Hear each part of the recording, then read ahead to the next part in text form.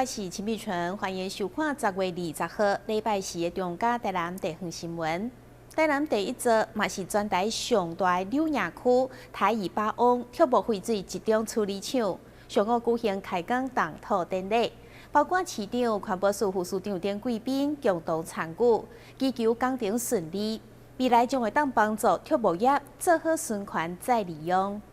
第一禅，国泰民安，风调雨顺。柳营八翁乐农区是台南市上大的乐农区，区域内有饲着8441只灵牛，占全市3成左右。在环保署的支持，甲台南市政府大力推动之下，民间业者台二八翁公司将伫咧八翁乐农区设置台南市第一座畜牧粪尿集中处理厂。虽然是全台第4座，但处理量能是全台上济。尤其伫完工启用后，会当大大降低废水处理费以及环境污染的问题，创造出多赢局面。八翁是我们的畜牧业的重镇，所以我们能够有这样子的一个资源中心，能够将这个粪尿变成一个无臭没有异味又可以作为肥料使用，这真是非常感谢环保署的帮忙能够让我们有一个这个很好的一个算是一个示范在台南，我们也希望借着这个机会，让我们畜牧业跟我们的民众能够更好的同时存在。以前就是把它排到河川里头，然后造成河川的污染，所以集水溪是一个严重污染的河段，我们要把它改善。那改善完以后，你让这个河川变成干净的，你把这些回混回归到农田里头去，这个是一举好几得的东西，而且不只是回混回收以后，那个牧草种出来非常的漂亮狼尾草那个长得比一般的浇灌、一般的肥料这个还好，所以很多东西你可以看这么好的东西，当然我们是要极力的推。环保局说明，台二八翁公司设置的畜牧粪尿集中处理厂建厂经费1亿4000多万，环保署以及环保局总共补助7100万，业者自筹7000多万，将会当处理八翁乐农区21间畜牧场，每工大约327公吨粪尿废水。日后将会再办第2期工程，届时八翁乐农区53间畜牧粪尿废水将会当专属拿来处理，而且处理后的沼渣、沼液会当作为肥料，佫会当生产沼气作为发电用途，迈向循环零废弃的目标。台南新闻张硕维采访报道。距离年底选战剩无40天，北区中西区市议员候选人陈怡丁20号伫竞选总部召开记者会，包括议长郭信良、三 Q 哥陈柏惟以及多位民意代表候选人拢到场徛台。现场佮邀请比比登为伊入选总铺师的大头狮来拍卤面，用上介有台湾味的往来甲石板料理，象征台湾的坚强毅力。台南市北区中西区议员候选人陈怡丁的竞选总部20号上午正式对外来亮相，包括立委陈廷辉、三 Q 哥陈柏惟以及多位议员甲候选人拢前来徛台。现场吸引上百位的支持者到场小听，每一位贵宾打扮成总铺师，并且邀请比比登为伊立委的总铺师大头狮来拍卤面，用欢喜的心迎接竞选总部正式对外。非常感谢咱的上有人气的咱的三 Q 哥陈柏惟特别来甲台南甲伊真加油伊真非常的感动嘛希望讲会当坚持着咱三 Q 哥的这个台湾精神继续为台湾这片土地来打拼嘛感谢着咱的总铺师是咱的米其林必比登唯一推荐的这个大头狮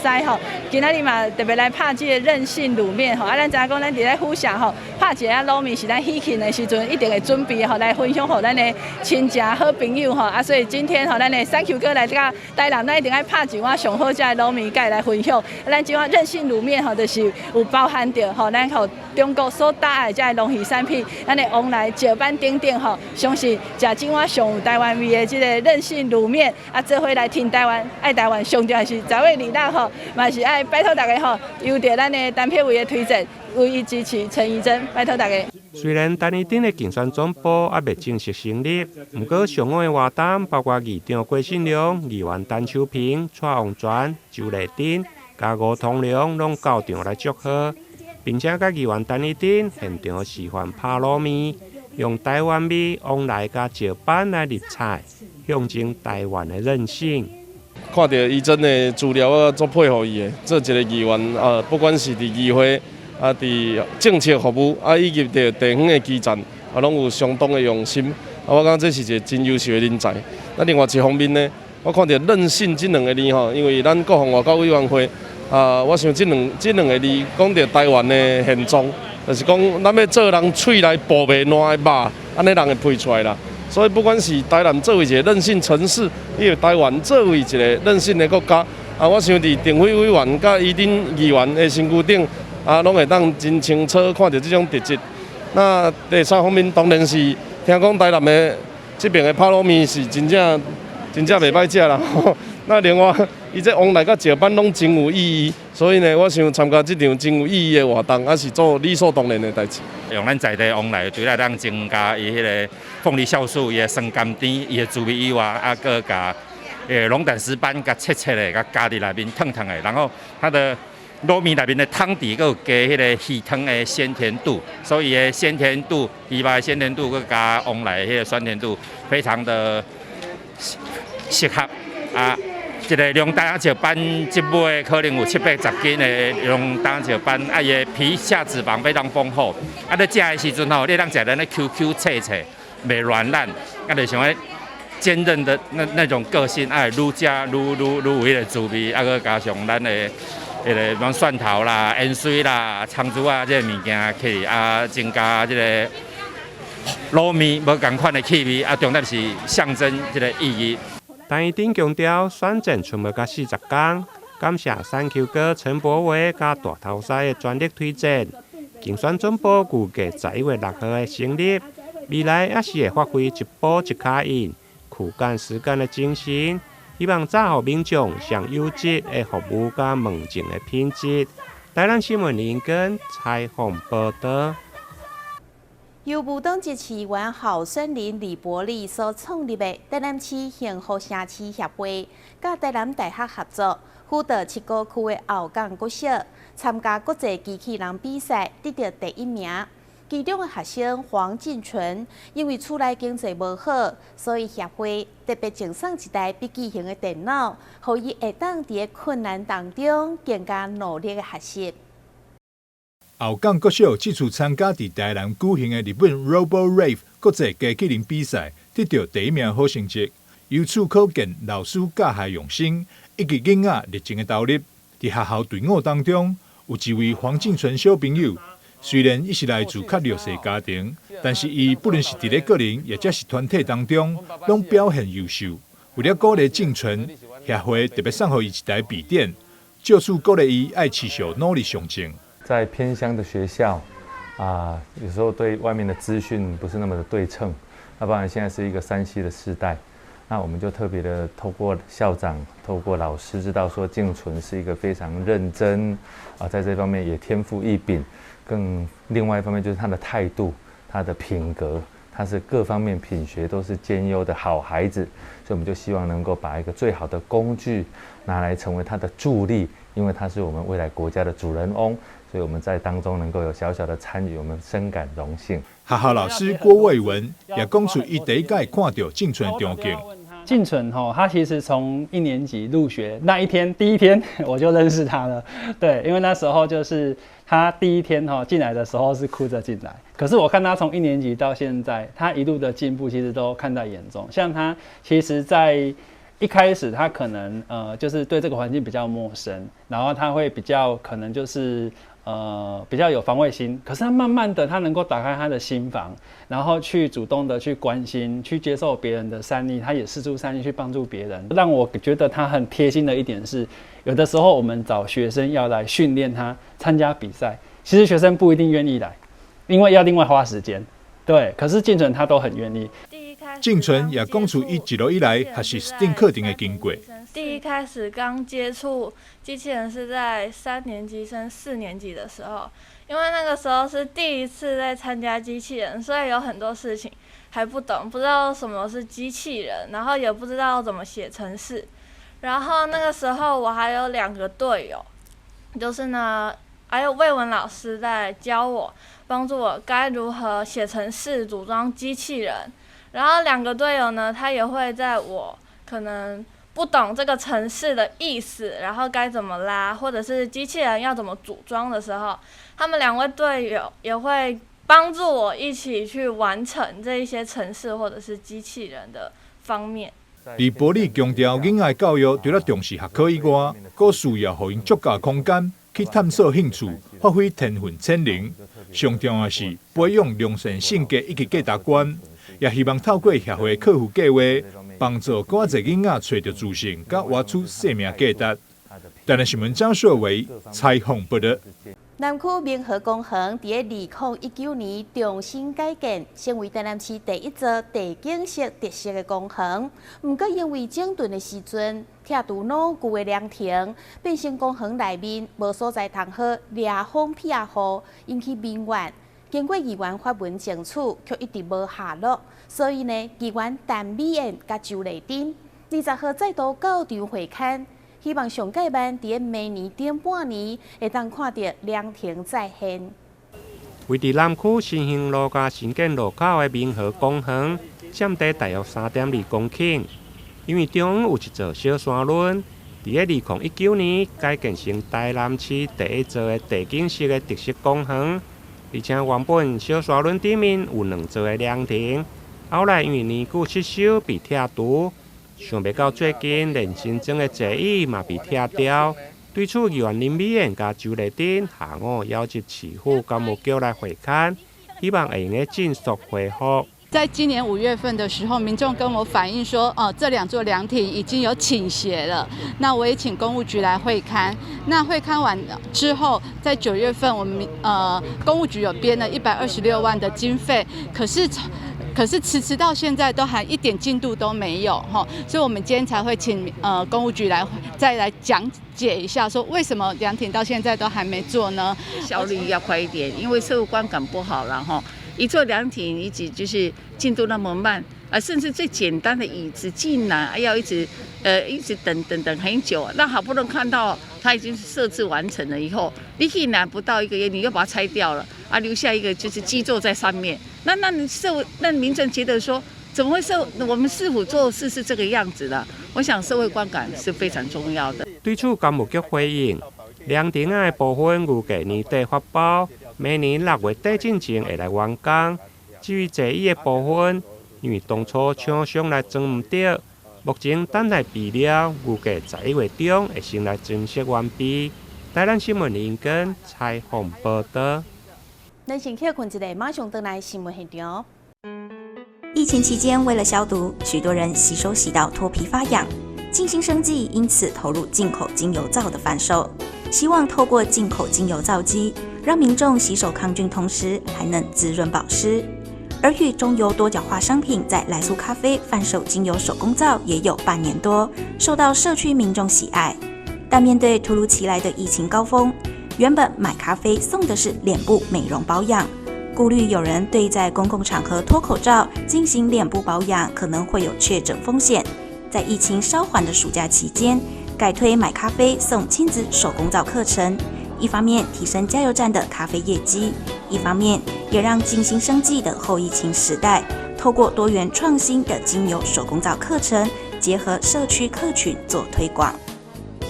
其实，在疫情之后，其实我们这个美容的行业已经就是因为戴了口罩就没有办法做脸。那其实我们在这段时间的经营的时候呢，也非常的辛苦。那几乎想说不然就找一个方法，怎么来接我们这段时间没有办法，就是说脱口罩的一些行动的美容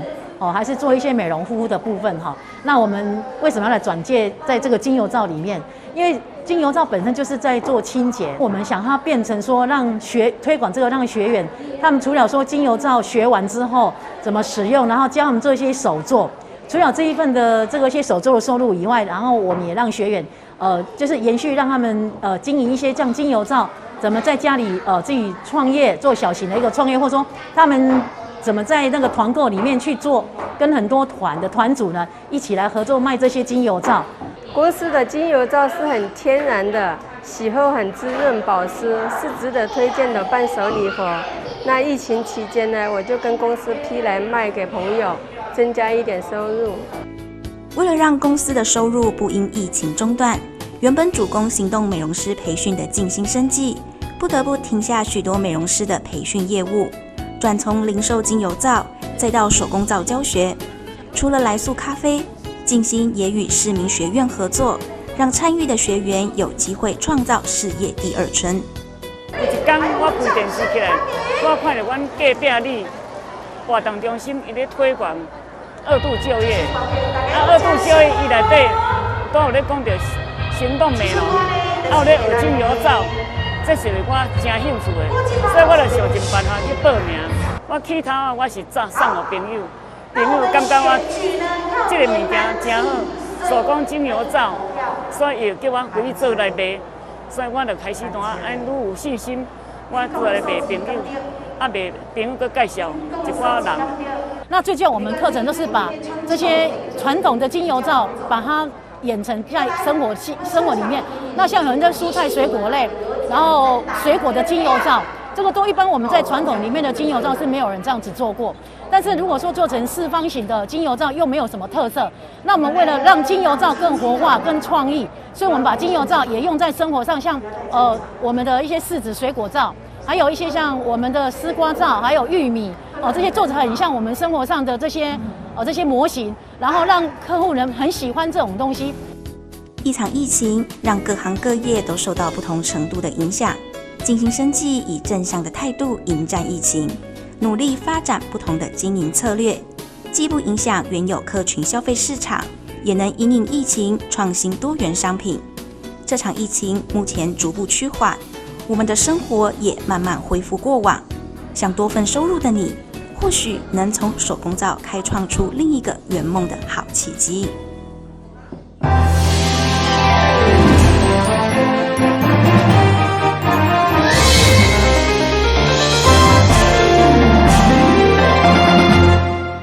经营8年糖厂的石果文创，邀请法国艺术家进驻，推出互动式的音乐装置艺术，将音乐甲大青仔树做结合，互民众会当用摸的来感受一物要传达的信息，非常的特别。根据科学报道指出，事物虽然无法度发出声音，不过透过剪纸、树叶等发出震动，彼此之间得当连接。这款的观念嘛，引发法国艺术家亚历山大·李维甲石果文创驻村的计划合作，伫这张5形线球的大墙，发表会当甲观众互动的音乐装置艺术。透过大自然甲艺术的结合，和树中有音乐，乐中有树，相当特别。其实生物、植物当中，它是可以透过人为的一些动作，或是大自然当中的一个影响，可能是气候或是一个接触，所产生不同的一个反应。那呢，李维老师就把这样子无形的反应，透过具象的一个画面来呈现，将这个无形的东西呈现在一个木板上面，做一个有形的具象呈现。那呢，将声音的部分呢，透过这个电子音乐的合成，来将这些声音来做一个具体的展现。那所以呢，进到园区的观众朋友呢，都可以透过与这些装置艺术的互动，那呢，透过这个互动之后呢，所产生的声效来跟原本的场域的声音来做一个结合，来呈现一个自己的一个创作作品。互动式音乐装置艺术结合音乐家现场演奏，加上甲魏武营国际艺术中心合作，也就是将客户画作的8片插板接电，并将甲每一个插板互动的声音混合做伙，会当摸来感受无同款的声音效果。这边比较不一样的地方的话，应该就是石鼓这边，其实它有很好的天然的空间。那这等于说它这个装置物就是直接是在一个更自然的环境下面来呈现。那我是觉得，以这个艺术家来讲，他做的每个作品，其实在不同的场域空间的时候，就会有让民众有不同的感受。那在我营其实是一种感觉，那在这边的话又是一种完全不一样的感觉。该展览为1场10月20日下晡2点，将由在地音乐家演奏亚历山大·李维所创作音乐，给大家全新的感受。台南新闻顾文吉和乔邦采访报道。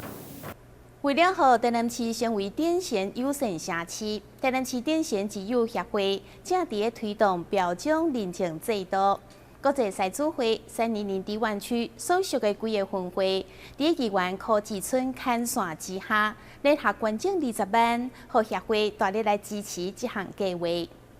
国际赛主会透过社会局的牵线，在第7专区主席吴英德的号召之下，募款20万。捐赠予台南市电线之友协会，目的就是要来推动台南市成为电线友善的社区。在今年会推动一个电线认证标章，在台南市，这是全台湾首创的一个标章。为什么呢？他们会了解到电线的朋友们，平常到各县市出来，非常的受到一些阻碍，因为癫痫发作的时间不一定，所以呢，这个协会利用他们的一个机制来找到一些商家也好、企业界也好，甚至或是交通运输各方面呢，他来培养他能够对癫痫的病友，他有更进一步的认识。未来协会会透过教育讲座甲认证课程，互完成认证课程的店家得到认证标章，互癫痫的朋友清楚知影友善店家，嘛欢迎全台湾癫痫朋友来台南观光旅游，得到癫痫的知识、正确的认知。当发生癫痫的时候，我们可以做什么来帮忙这样的癫痫？那让台南市成为一个大家感觉到很安心的一个城市。这样的一个善举，也是否能够抛砖引玉，让在当地或是全国，我们对癫痫的好伙伴、好朋友，